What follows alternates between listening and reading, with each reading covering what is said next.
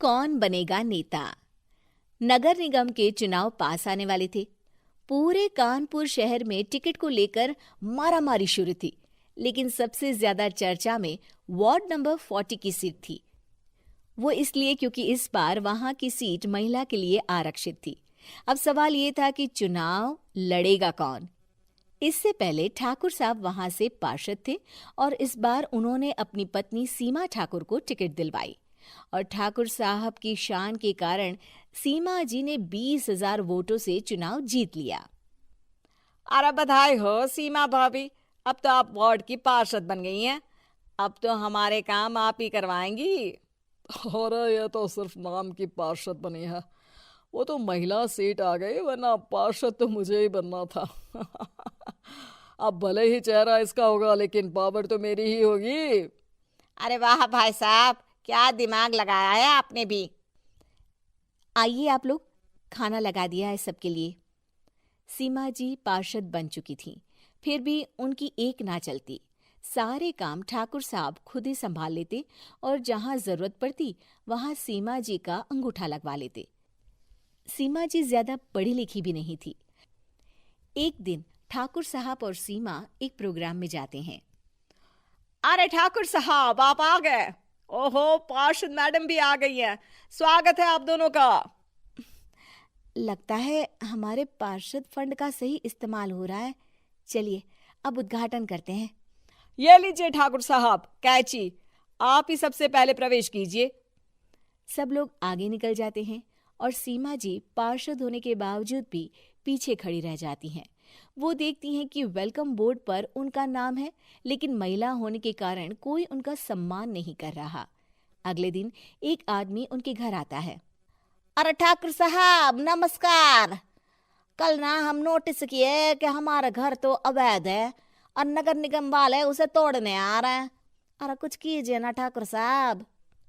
देखो भाई, मैं तो ज्यादा कुछ कर नहीं सकता, पर अगर तुम सबकी जेब गर्म कर दो तो कुछ हो सकता है। कुल मिलाकर 4 लाख लगेंगे। अरे 4 लाख ठाकुर साहब? अरे भाई, मैं अपने लिए नहीं मांग रहा हूँ। दरोगा है, इंजीनियर बाबू है, बड़े साहब है, सबको देना पड़ता है ना थोड़ा थोड़ा।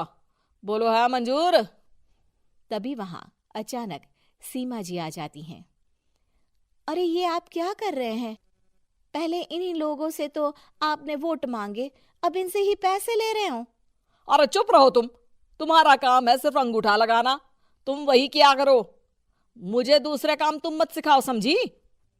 और तुम ना जाओ, अब पैसे लेकर आओ, वरना जेसीबी किसी भी वक्त आती होगी। सब कुछ ऐसे ही चलते रहता है। एक दिन सीमा जी और ठाकुर साहब को एक लोकल मीटिंग में बुलाया जाता है। वहां पर कई और अधिकारी लोग भी मौजूद रहते हैं। अब मैं चाहूंगा कि ठाकुर साहब हमारे बीच 2 शब्द कहें। मेरे प्यारे भाइयों और बहनों, आज मेरा सौभाग्य है कि मैं आप सबकी सेवा दिन रात कर पा रहा हूं।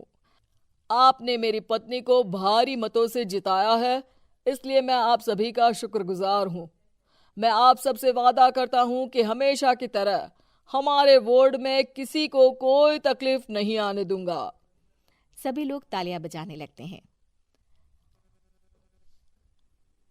अब मैं माननीय पार्षद मैडम को स्टेज पे बुलाना चाहूंगा। अपने नाम को बुलाया सुनकर सीमा जी एकदम चौंक जाती है। उन्हें बिल्कुल उम्मीद नहीं थी कि इतनी बड़ी जगह उन्हें मंच पर बुलाया जाएगा। जैसे तैसे वो मंच पर चढ़ती हैं। ऊपर जाते ही सीमा जी को सारी पुरानी बातें याद आ जाती हैं कि किस तरह उनके पति उन्हें कभी भी आगे बढ़ने नहीं देते और उनके नाम से गलत काम करते हैं। वो बोलने लगती हैं। मैं आपके वार्ड की पार्षद सीमा हूं। आप में से बहुत कम लोग ही मुझे जानते होंगे, क्योंकि इससे पहले मुझे कभी ऐसा मौका ही नहीं मिला। सारे मौके मेरे पार्षद पति यानी आपके ठाकुर साहब ही लेते रहे, लेकिन आज ये मौका मुझे मिला है तो मैं इसे ऐसे ही नहीं जाने दूंगी। मैं आपको ये बताना चाहती हूँ कि आपके ठाकुर साहब मेरे नाम की आड़ में गैर कानूनी काम करते हैं, जिस पर अंगूठों के निशान मेरे होते थे। इसीलिए मैं अपनी गलती मानती हूँ और आज अपने पद से इस्तीफा देती हूँ, ताकि आगे से कोई गलत काम ना हो पाए। अब फैसला आप सबके हाथ में है कि आप हमें क्या सजा देना चाहते हैं। सीमा जी की बातें सुनकर ठाकुर साहब के चेहरे का रंग उड़ जाता है और वो शर्म से मुंह नीचा करके वहां से चले जाते हैं और पद से इस्तीफा देकर ही सही सीमा जी अपने आप में आत्मविश्वास महसूस करती हैं।